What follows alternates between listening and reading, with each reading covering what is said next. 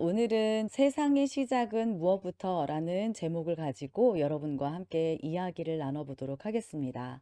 오늘 창세기 말씀인데요. 1장 1절부터 13절까지의 말씀입니다. 조금 길긴 하지만 여러분 다 같이 우리 봉독하겠습니다. 태초에 하나님이 천지를 창조하시니라. 땅이 혼돈하고 공허하며 흑암이 깊음 위에 있고 하나님의 영은 수면 위에 운행하시니라.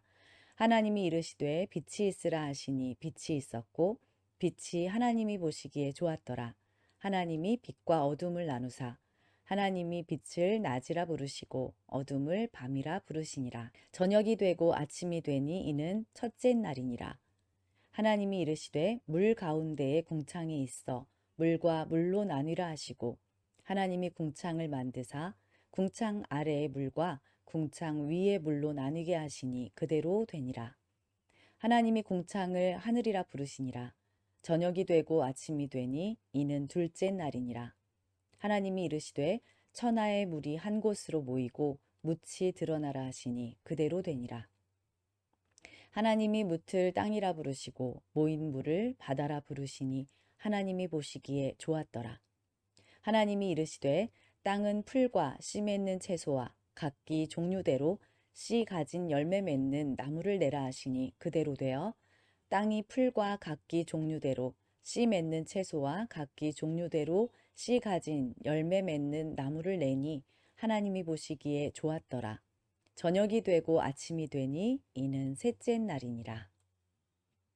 자, 여러분, 우리 이 말씀 보면요. 태초에 하나님이 천지를 창조하시니라 라고 되어 있습니다. 창세기 1장 1절 말씀인데요. 여기에서 태초에 라는 말은 원래 지구가 있었느냐 없었느냐 이런 이야기를 하는 것이 아니에요. 하나님께서 천지 창조를 하심으로 시작된 바로 그 시간, 역사적인 시간의 출발점을 태초에라고 이야기합니다. 이것은 하나님께서 이 우주를 창조한 그 시점, 그때를 가리키는 겁니다. 또한 1절에 하나님이라는 말은요, 다른 말로 엘로힘이라고 쓰였어요. 우리 하나님께서는 엘샤다이, 엘 엘리온, 엘 올람, 삼마, 이레, 라파, 임마누엘 참 다양하게 그 역할에 따라서 이름이 여러 가지가 사용이 되는데요. 속성에 따라서 다르게 부르기도 하고 역할에 따라서 다르게 부르기도 합니다. 그 많은 이름들 중에서 엘로힘이라는 말은 성경에서 주로 하나님의 주권, 하나님의 능력, 전지전능하심을 강조할 때 사용이 됐습니다. 그리고 여기에 사용된 창조하다는 바로 히브리어로 바라라는 말을 사용하는데요. 이 용어는 완전한 신적 창조, 그러니까 무에서 유를 창조했다. 이런 신적 창조 행위를 가리키는 겁니다. 아예 없던 것에서 무에서 유를 만들었다 이렇게 생각하시면 됩니다. 그리고 이 단어는 이후에 두 번이나 사용이 되는데요. 이 두 번 사용한 것이 어디에 나와 있느냐. 21절에 보면 동물을 창조하실 때 쓰였어요. 동물을 창조하실 때 바라라는 말을 사용했고요. 그리고 27절에 보면 사람을 창조할 때, 영적 존재인 이 사람을 창조할 때도 바라라는 단어가 쓰여졌다고 합니다.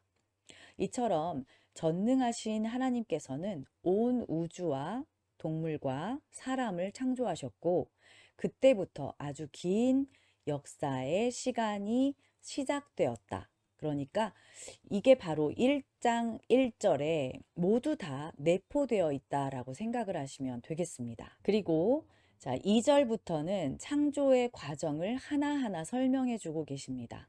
2절을 한번 읽겠습니다. 우리 땅이 혼돈하고 공허하며 흑암이 깊음 위에 있고 하나님의 영은 수면 위에 운행하시니라 이렇게 되어 있습니다.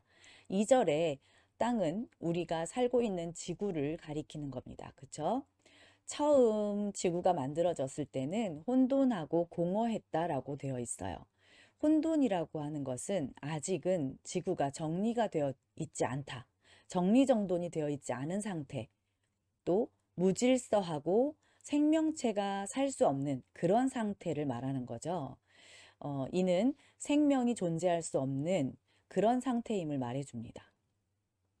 자, 처음 지구에는 아무것도 살 수가 없는, 아무것도 살지 않는 그러한 공허한 상태로 있었다라는 뜻이기도 합니다.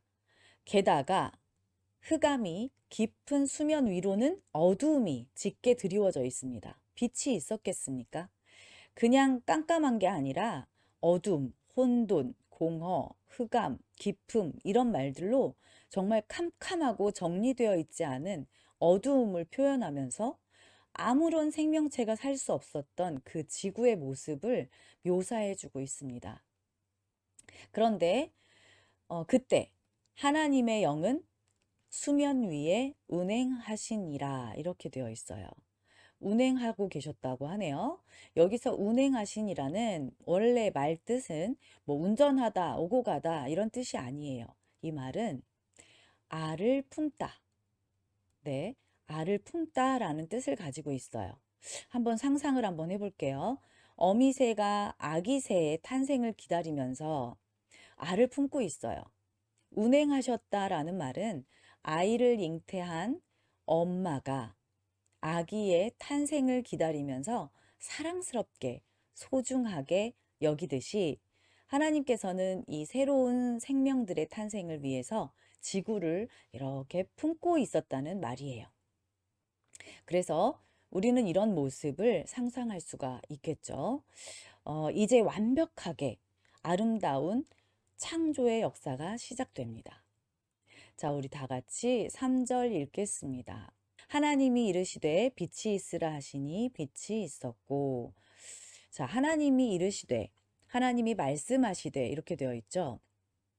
창세기 1장 전체를 보면요. 계속해서 하나님이 이르시되 라는 말이 6일간 창조에서 10번 이상 반복이 되어 있습니다. 이것은 하나님은 말씀으로 세상을 창조하셨다라고 강조하시는 겁니다. 자, 말씀으로 제일 먼저 빛이 생겨났습니다. 그런데 성도 여러분, 여기서 빛은 구분하거나 나누지 않고, 네, 제일 처음에 그냥 빛이 있으라 이렇게 말씀하셨어요. 4일째 창조되었던 태양빛이나 별빛과는 다른 것입니다. 이 빛은 전구처럼 아주 국소적인 것이 아니라 하나님께로부터 온 근원적인 빛을 말하고 계시는 겁니다. 우리가 완벽하게 이해할 수는 없지만, 완전하게 이해할 수는 없지만, 어떤 빛 에너지, 어떤 근원, 이런 것들로 이해하시면 더 좋을 것 같아요. 그리고 이 빛을 이제 나누는 작업을 하십니다. 4절에서 빛과 어두움을 나누신 후에 5절에서는 낮과 밤으로 구분하셨습니다. 다시 말하면 낮과 밤의 의미는 하나님께서 만드신 이 근원적인 빛이 존재하는 곳이 낮이고 없는 곳은 어두운 밤이죠. 이처럼 태초에 낮과 밤은 해와 달이 아니라 하나님께서 만드신 근원적인 빛이 있었고 없고를 따라서 결정이 되었다라고 볼 수가 있는 겁니다. 자, 계속해서 6절부터 8절까지는 지구를 둘러싸고 있는 공기층인 대기권 하늘, 그러니까 즉 말하자면 하늘을 말하는 거예요. 자, 둘째 날 궁창을 만드는 과정을 말씀하고 계세요. 6절부터 8절까지의 말씀인데요. 우리 다 같이 읽어볼게요. 6절부터 8절까지 하나님이 이르시되 물 가운데에 궁창이 있어 물과 물로 나뉘라 하시고 하나님이 궁창을 만드사 궁창 아래의 물과 궁창 위의 물로 나뉘게 하시니 그대로 되니라. 하나님이 궁창을 하늘이라 부르시니라.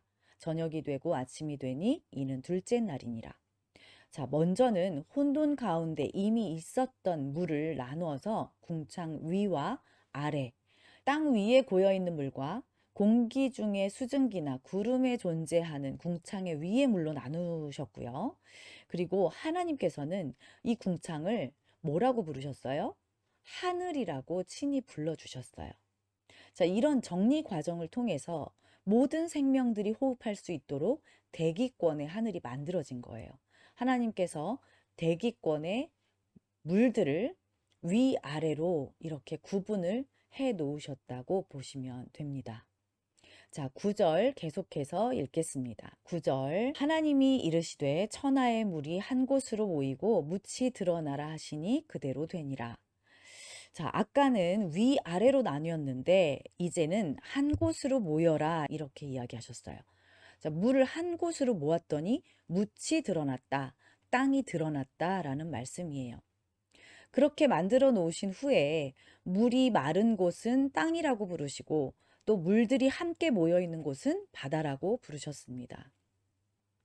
이렇게 창조의 순서를 보면요. 하나님께서는 먼저 위의 물과 아래의 물 따로따로 구분을 하셨고요. 그리고 그 다음에는 땅과 바다를 구분해서 정리를 또 해주셨습니다. 먼저 위아래로 나누시고 네, 땅과 바다를 양쪽으로 구분을 해두셨어요. 이로써 빛과 어둠, 그리고 땅과 바다, 하늘, 이 모두 의미를 얻고 제 역할을 할 수 있도록 이제 수행할 수 있도록 되었습니다. 그래서 동물과 식물들이 이제 앞으로 살아갈 수 있는 환경을 잘 조성해 주신 거예요. 동물과 식물들을 먼저 만들고 이게 부족하네, 저게 부족하네, 이거 만들어야겠다 이렇게 하신 게 아니라 철저한 계획하에 이미 환경을 아름답게 만들어 놓으셨다는 겁니다. 자, 이제 땅에게 명령하십니다. 우리 다 같이 11절을 읽겠습니다. 하나님께서 이르시되 땅은 풀과 씨 맺는 채소와 각기 종류대로 씨 가진 열매 맺는 나무를 내라 하시니 그대로 되어 땅이 준비되자 하나님은 각종 식물을 창조하십니다. 이제 묻이 드러났으니까 땅이 있었죠. 거기에 식물을 각기 종류대로 씨 맺는 채소도 있고 열매 맺는 나무를 내라 하셨어요. 자, 하나님께서는 이렇게 땅에게 풀과 씨 맺는 채소 그리고 씨 가진 열매 맺는 나무들을 내라고 명령하셨다는 거예요. 그러니까 12절과 13절에 모든 말씀들이 이루어졌죠. 이렇게 저녁이 되고 아침이 되니 셋째 날이 되었다라고 본문을 마치고 있습니다. 여러분, 1절부터 13절까지의 말씀을 보면서 우리가 알아야 될 게 뭘까요? 바로 하나님께서는 모든 일을 즉흥적으로 하시는 분이 아니구나. 계획적으로 하시는 분임을 우리가 알 수가 있습니다. 자, 지구에 동물들과 사람들이 살아갈 수 있도록 빛을 만드시고 그리고 하늘과 땅을 질서 있게 하나하나 정리정돈하고 계셨습니다. 특별히 하나님께서는 하시는 모든 일에 순서가 있었고 그리고 모든 일은 계획적으로 이루어진 것을 알 수가 있었습니다. 하나님의 뜻대로 세상이 질서 있게 운행될 때 하나님께서는 보시기에 좋았다라고 말씀하십니다. 하나님께서 어떤 일을 행하실 때 계획 없이 갑자기 일을 진행하시는 분이 아니세요. 저와 여러분의 삶을 보더라도 우리 눈에는 우연처럼 보이고 계획 없이 갑자기 아무 이유 없이 일어난 것처럼 보여도 하나님께서는 그 속에서 치밀하게 계획하셨고 실수 없이 일을 진행하시는 분임을 알 수가 있을 것입니다. 그러면 우리는 이제 이 말씀을 붙잡고 어떻게 살아가야 할까요? 우리도 모든 일을 할 때 무엇 먼저 해야 될지, 그리고 무엇을 나중에 해야 할지 우선순위를 정해서 일하는 것이 아주 중요하다는 것입니다. 자, 저는 정리를 참 못해요. 마음 먹고 서랍 정리를 한다거나 책장 정리를 할 때면 그 모든 물건들을 정말 다 꺼내 놓습니다. 서랍에서 뭐 다 전부 다 꺼내요. 처음엔 잘해요. 전 먼지를 싫어하거든요. 그래서 먼지 닦고 뭐 다 정리를 하다가 막 하다가 나중에는 앨범도 보고 책도 보고 편지가 있었네. 편지도 보고 아 이런 게 있었지 하면서 이렇게 하나하나 뒤적거리다 보면 시간을 다 놓쳐버려요. 그래서 나중에 결국은 또다시 에이, 나중에 하자. 시간 너무 늦었다. 대충대충 꽂아놓고 그리고 정리 끝 해버리는 일이 다반사였어요. 아니면 먼지만 청소하고 끝낸다거나 난 참 정리정돈을 정말 못한다 생각을 하는 사람이었어요. 그랬는데 말씀대로 살려고 노력하다 보니까 내 삶에 있어서 우선순위를 정하는 게 상당히 중요하구나라는 생각을 하게 되었고 정리정돈을 하는 것이 꼭 필요하구나. 하나님처럼 말씀으로 정말 정리할 수 있으면 진짜 편하겠다라는 생각을 하기는 했습니다. 여러분도 그렇죠? 입으로 그냥 딱 하면 저절로 해주면 얼마나 좋아요. 네. 하지만 우리는 그럴 수 없기 때문에 우리 손으로 스스로 해야 합니다. 우리 하나님처럼 공간 활용을 하기 위해서 정리하고 정돈하고 하는 것이 정말 중요합니다. 내 삶에 필요한 것, 필요하지 않은 것들을 정리하고 정돈하지 않는다면 우리는 하나님을 위해서, 우리의 삶을 위해서 새로운 것들을 시작할 수가 없습니다. 항상 시간이 없고 항상 내가 에너지가 없어요. 내 삶의 환경과 공간을 정리하고 그리고 내 안에 아주 버려야 할 것들, 안 좋은 것들, 이런 것들을 잘 비워나가면서 무엇이 중요하고 무엇을 버려야 하는지, 무엇을 남겨야 하는지를 하나님의 창조 섭리를 통해서 배우고 잘 활용하면서 우리는 살아가야 합니다. 요즘 미니멀리즘 한다고 싹 없애는 게 유행입니다만 버리는 것보다 더 중요한 것은 주변을 정리정돈하는 것입니다. 깔끔하게 미니멀리즘 요즘 유행하는 이런 데서 살고 싶다. 먼지 청소만 하면 되잖아요. 여기는 정리할 게 없잖아요. 그런데 이렇게 비우고 나면 꼭 다시 필요한 것들은 사들이게 돼 있어요.